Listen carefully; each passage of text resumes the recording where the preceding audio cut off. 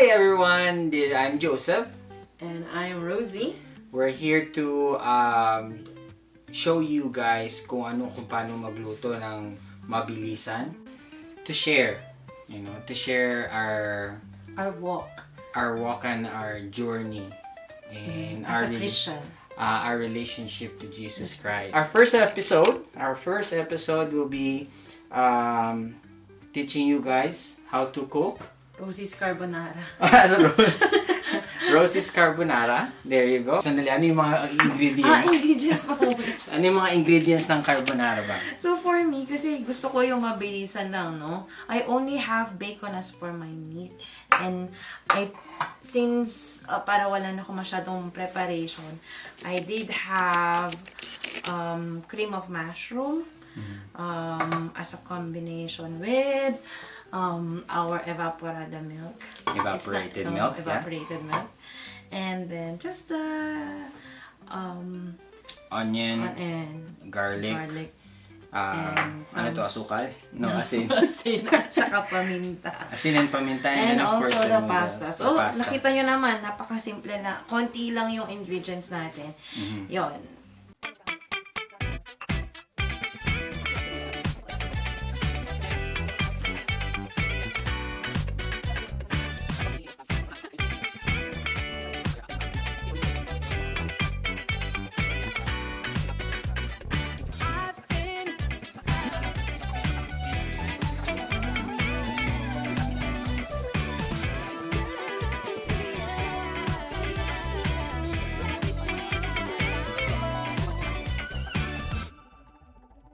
With you na nag-aano ka sa sa Philippines and then all the way to Canada, how was your yung faith mo kay Jesus Christ? How it started? How did it start, or what were you? Were you a Muslim? You were a Catholic, or what?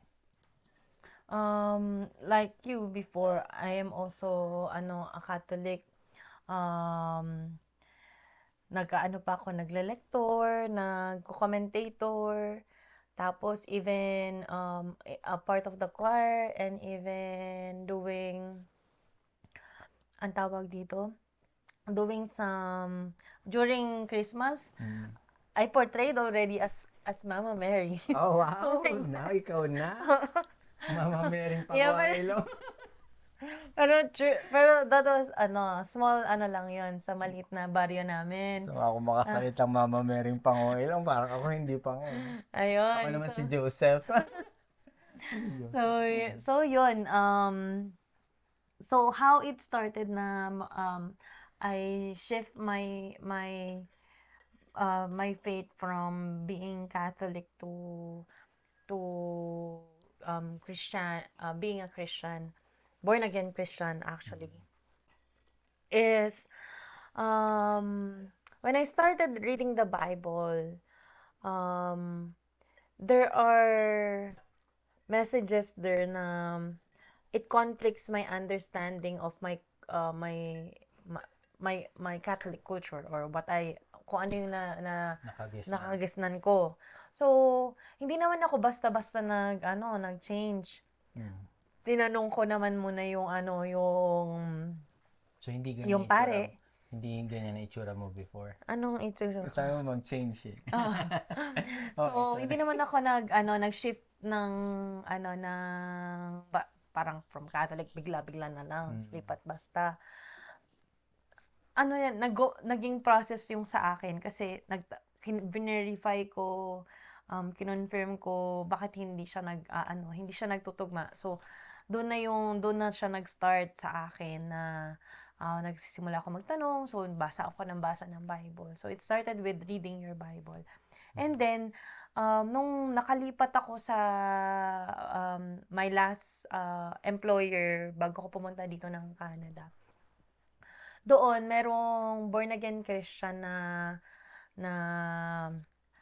ang tawag doon, gathering on the workplace. So I was invited. Tapos doon ko na nalaman na the reason why the Lord is reaching out to you is actually apart from knowing Him more, is to have a relationship talaga. It's not actually the religion, kahit saan kang religion, but the most um, important thing is having a relationship with Jesus Christ, with the Lord, with God. So, paano mo ba nalalaman na isa lang, before, lang ako, simba uwi, na a Sunday attendee.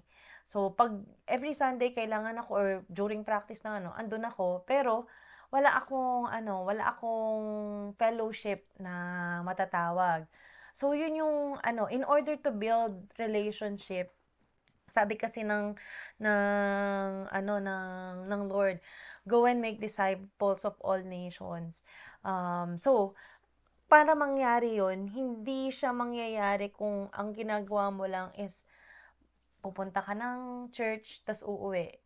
Pero, kaya ako nag-shift from Catholic culture to born again Christian culture is to grow deeper on knowing Jesus Christ, to grow further as well yung relationship ko sa kanya. And mas lalo ko siyang mahalin while I'm learning the Bible more. So yun, and also making fellowship with other believers as well. So yun yung journey ko with how actually hindi mo naman kailangan maging perfect, or if I am a sinner, I'm still a work in progress. Everyone falls short. Yun yung lagi nating isipin. Everyone falls short in the eyes of God, and only God is the most righteous, most holy, and most perfect one. So, tayo, hindi natin kaya yun.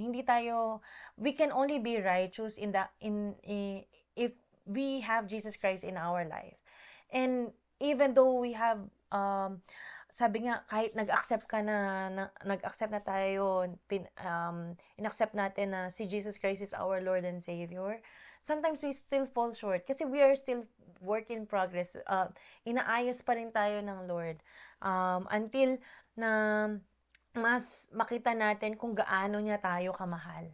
Na in our most darkest season of our lives, nandyan siya. Actually, nandyan lang siya. Nasa tabi mo, hinihintay ka na lumapit sa kanya, na mahalin siya. Kasi minahal ka na niya bago mo pa siya mahalin. Yun yung tagi nating tatandaan. Pinatawad ka na bago ka pa niya Yes. Yes. Ayun. So, yun, mahal. No.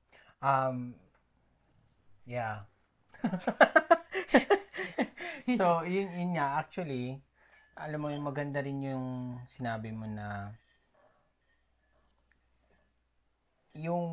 kasi my next question is, what would you advise sa mga taong they want to grow their faith in Jesus Christ, kung ano?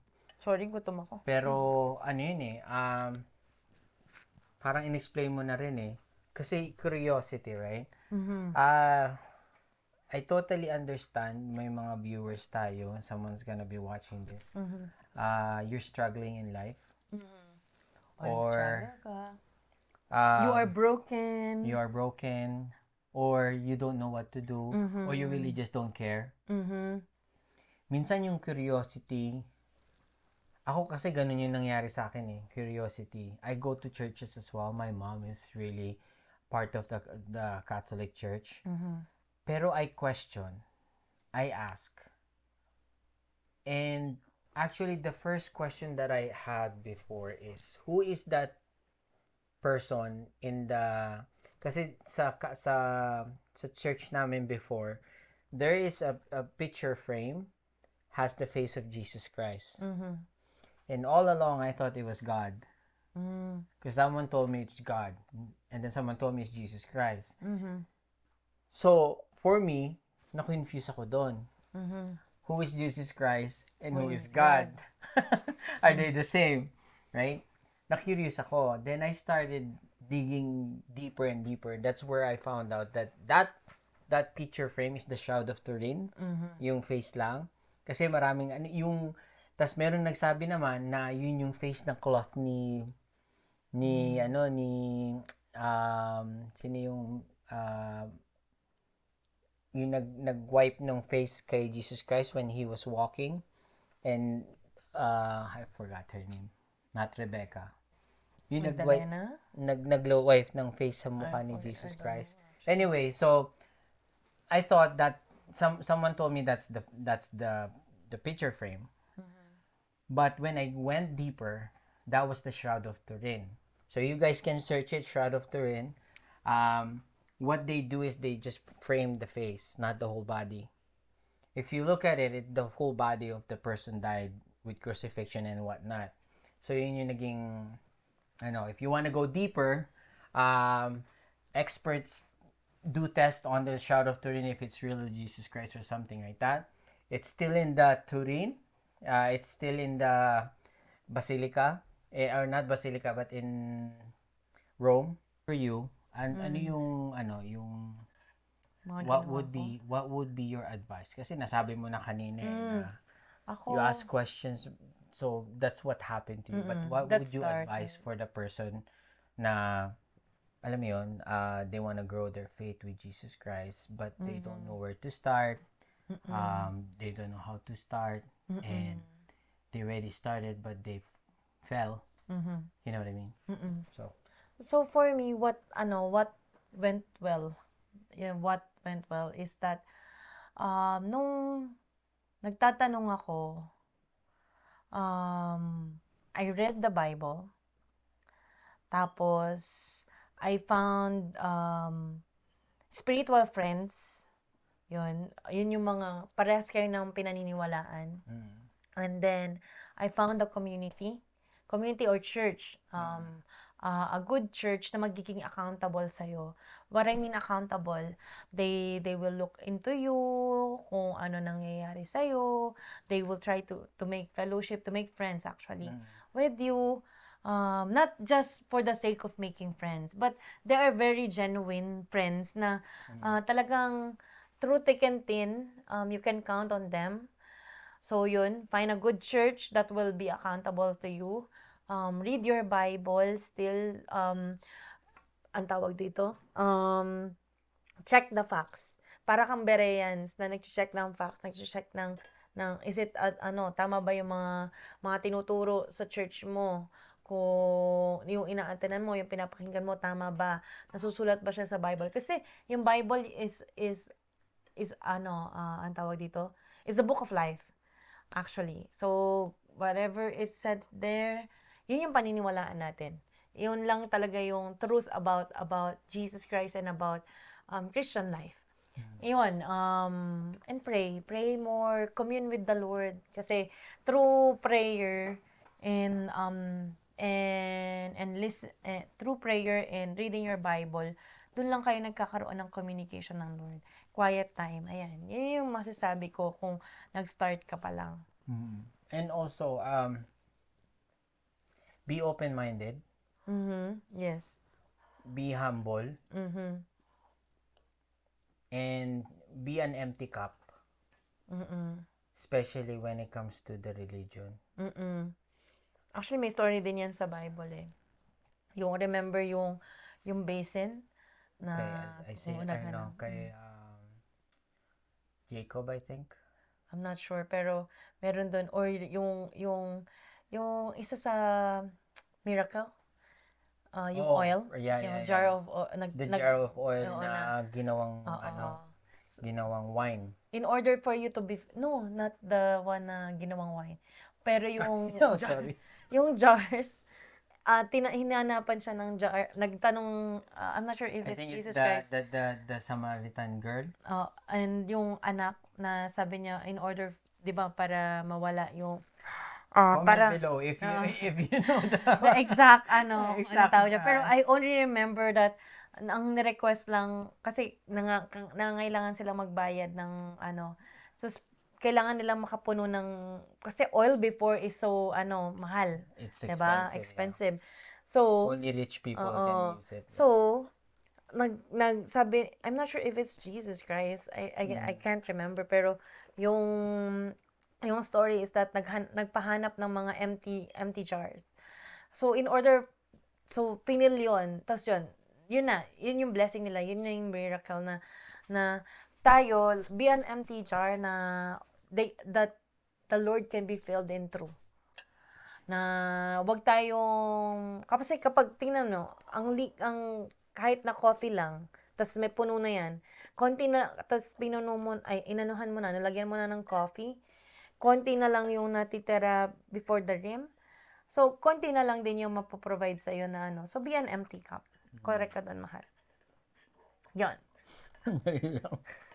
Ang sarap ng carbonara. Anyway. And also, yung minsan kasi naghahanap tayo ng answer right away. Oo. We're looking for example, we turn into Jesus Christ or God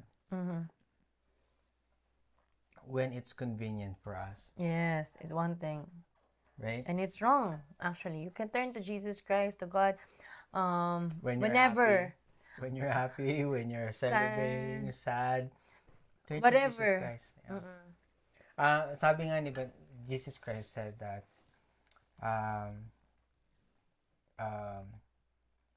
I am the way, the life, and the truth. The truth and the life, yeah. The way, the And truth, also, if you want peace in your heart, really have Jesus Christ in your life. yes. Kasi everything is gonna happen. Negative stuff, positive stuff. You will find the peace. Even rich people, wealthy people. I'm not talking about rich, but I'm talking about wealthy people that doesn't need money anymore.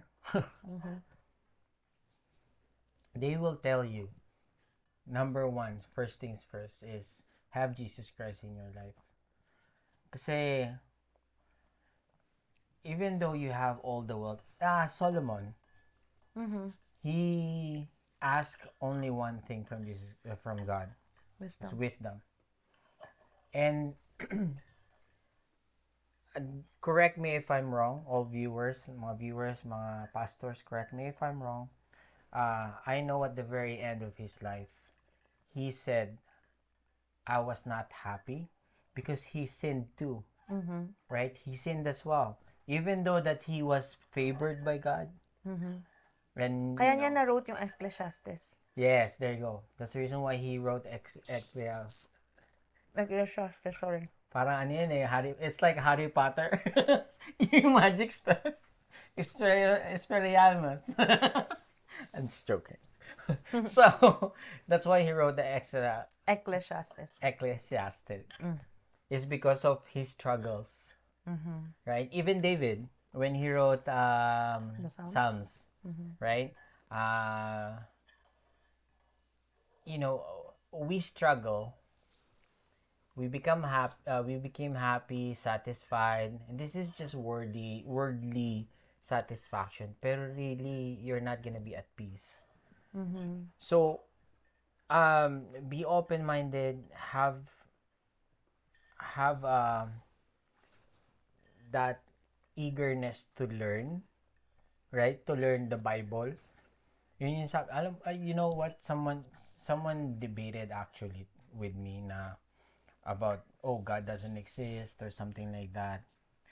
You know, the one thing that I said is learn the Bible. For me, mahal, not only knowing the Bible, but actually have the intention of knowing Jesus Christ. Well, ang kasi doon, ang cliche kasi doon, in order for you to know Jesus Christ more, is to read your Bible. Actually, the intention is not to learn the Bible, but to know Jesus Christ. How He loves you, how God loves you. Yun eh. Hindi ka ang tawag dito, hindi ka naman talaga mag-aalat ng time to learn the Bible, but to learn how God loves you, how Jesus loves you, through every word the Bible says. Kaya ka nag-aano, pero not actually learn the Bible. That's for me. Sorry, mahal. Oh no, it's okay. Sa akin lang kasi is, some people they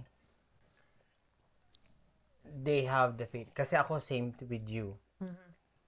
I have a faith. I have the faith. I told you before, right? Sabi ko sa iyo, I'm I believe in God. I really do. We do. I talk to Him, blah, blah, blah, and stuff like that. And I'm in that path before na I can be a guard for God. I can protect God from evil. Yun yung mindset ko before na I'm ready to die for God. So that's how I love Him. That's how that's how passionate I am with Him. Pero I was wrong. Right? Bakit kailangan kong i-guard si God? Hindi ka That's naman, God. hindi ka na kailangan. I'm just it's hard to it's mean to say, pero I'm just a pawn. You know what I mean? He can just move me around. He can do whatever he wants with me. Now he can make me a king. He can make me a queen or queen. He can make me a rook. He can make me a knight. But I'm just a pawn that he decided where to put me. You know what I mean? Yeah. So, yun yung ano ko na, kaya ako nasabi na, learn the Bible. Kasi, if you don't learn the Bible, you will not know the life of Jesus Christ. You will not know the love of the God, the love of Jesus Christ, and you would not know all this history. Kasi ako, Catholic ako before. Yun eh. I became a Samaritan, yung nagsaserve sa Kristan. I go to missionaries and stuff. But really, my focus then is to protect God, protect the people, from evil. But I was wrong. I did not read the Bible. I read the Bible. I started studying the Bible, learning it, when I asked questions. Yung sinasabi nga, when they said the statue, like, yung mga rebulto, Yeah, idolatry. and then why? Because in Catholic Church, they teach you few things, not the whole Bible itself. Right? Minsan nga, someone told, this is how reality is so bent when it comes to Jesus Christ and God. That someone told me that don't follow Jesus Christ, follow God. But I have learned that there's Trinity. If you don't follow Jesus Christ, you don't follow God. Right? If you don't follow the Holy Spirit, then you don't follow the two. You know what I mean? Because they're all one. Right? So, yun yung mga inaano ko na be open-minded, learn the Bible, and have a purpose na if you love Jesus Christ, Intention. how can you love a person if you don't know about that person? That's how it started with the intention. Yeah. But again, how are you gonna have the intention if you don't know the person's story? That's why you go to the Bible. But yeah, that's what, ano nga, it's yun. Anyway. Okay, so what are the Bible verses that sticks with you? Na up to now you still think of it if you have problems or if you're happy. What what specific Bible verse? Ako, what always sticks to me is yung Matthew 6:33. Always. Kasi yun yung parang... Matthew what? 6:33. Chapter 6:33, verse 33. Verse 33. Seek ye first the kingdom of the Lord, and all these things shall be added unto you. Yeah. Yeah, yun. That's a song actually. Yun Seek ye first thy kingdom of God and His righteousness. Yeah. Yun. And everything shall be Added unto you. So mga Catholic, dyan, friends ko, di ba? Okay, anyway. Ayun. So, yun. Actually, that's one. That's my initial. It helps me during my first and second year as a Christian. Yeah. Kasi, I joined yung nagpa-pioneer pa lang, nung nagpa-pioneer pa lang kami ng church, nag-start kami. Parang all the hardships, all the sabi nga namin noon, all all your hardship will not be in vain. Parang ganon. So, that's one. Kaya, parang ang mantra mo, seek ye first the kingdom of the Lord and all these things shall be added unto you. And it pays back. Hindi ako nagla-lack of noon. We didn't lack of as a family as well. I was able to save with the small salary. Ganun ako na amaze sa Lord. I can also bless others during that time. Hindi man ganun kalaki, pero meron ako mga parang, hindi binabrag to, pero I was able to parang to share some, ganun. Parang hindi kami nagkukulang nun when it comes to financial needs and even provision ng Lord. Ayun, another one is kapag nag-ano ako, Isaiah, nakalimutan ko lang siya. But it's part of Isaiah where I think it's chapter 65 verse 24. I'm just not sure. Correct me if I'm wrong. Ano yun, sinabi doon na even before we finish praying, the Lord already heard your prayers. So yun yung lagi ko. Kaya whenever I'm down, whenever I have this unanswered prayers yet, I just keep on praying and always believe that the Lord has me. Kung hindi man ngayon niya isasagutin, it will be on the next 2 years, on the next year. Pero I know I know the Lord hears me. Yun yung lagi kong pinangahawakan. Whenever I'm down, whenever I feel sad. So yun, whenever I have something prayed for. I have something that I prayed for. Yun. I just don't know if it's the correct verse, but that's in Isaiah. I think 65:24. Okay. How about you, Mahal? Do you have something? So, kasi medyo magiging contradict lang ako sa sinabi mo. Not contradict, but I don't want people to people to think na, oh, I'm gonna have faith in Jesus Christ. Then my life will be, Oo, hindi naman laging not everything will be perfect and parang ganon. And just to let you know, guys, na it's hardship. And also, one thing, sorry, Mahal. Christian life is not, ano nga ba term nun? It's not it's not storm-free life. But, it's a storm-proof life. Yes. Ganun po ang Christian life. You still have peace in your heart even if you have things that are not going well. But still, the Lord gave you peace. That gift na you can't imagine why you still have peace kahit na ang dami mong iniisip, ang dami nagbibigay sa'yo ng struggle. Ayun, you don't know, but the Lord backs you up. Ayun. Yeah. Just Johnny Chan says that read the Bible before you sleep. When you're dozing off, then you sleep.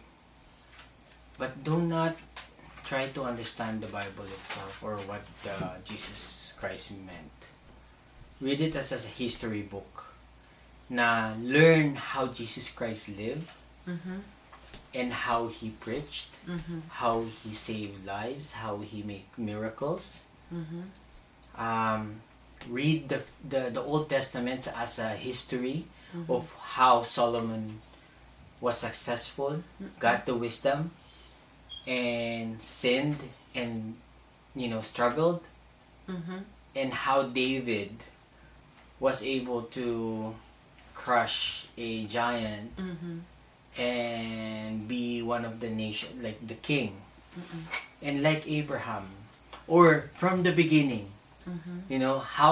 How we started, right? Think of it as that way. Like, oh, how did we start it? How we became us? Because of Adam and Eve, right?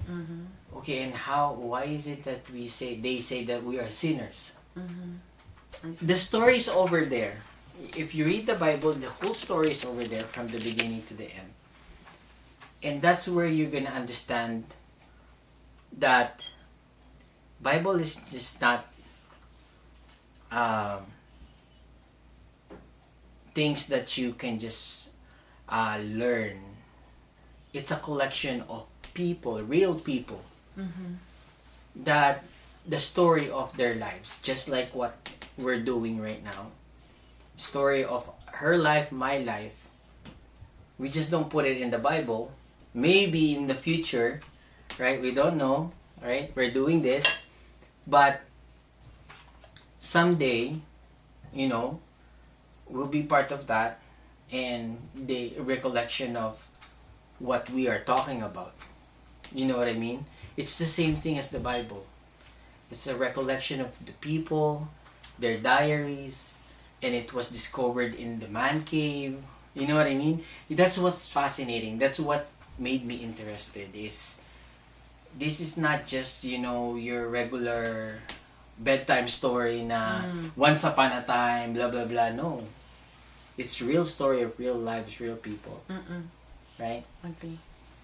So anyway, so just keep learning, guys. In life, you struggle, your success, but never forget Jesus Christ. Never forget the love for you. He died on the cross. Right? So, Jesus loves you.